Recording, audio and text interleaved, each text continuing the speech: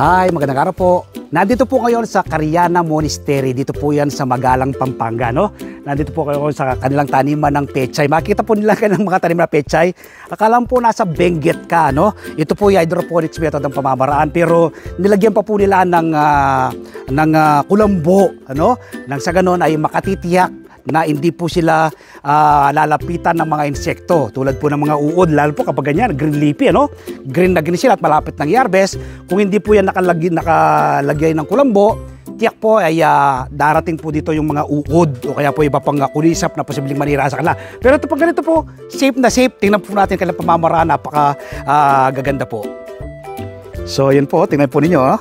Akala nyo po yung nasa Benguet, ano? Yung po mga strawberry dyan sa Benguet, di ba? Nilalagyan po nila ng kulambo. Yan, no? So ito pong mga tanim na ito, nasa ano pa lang po sila, nasa nasa 2 weeks, no? So 20 days. At pwede ka na pong maka-harvest. Yan, ang gaganda po nila, oh.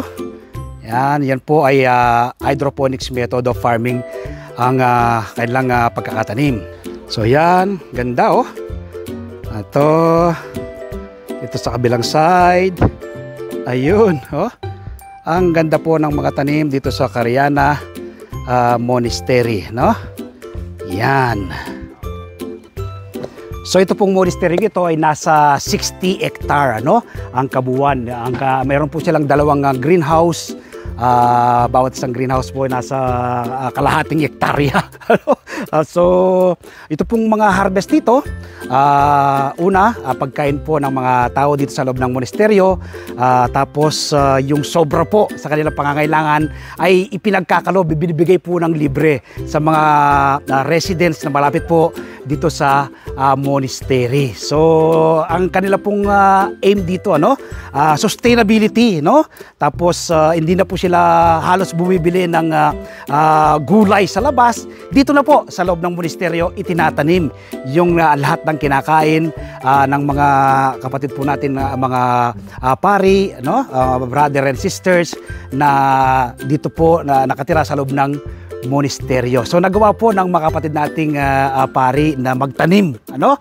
What's more, ikaw na nanonood sa amin ngayon, ano? Pwede rin po kayong magtanim. Abangan nyo po this coming Sunday. E-ere po yung aking panayam kay Sir MJ o kay Brother MJ Miranda, no?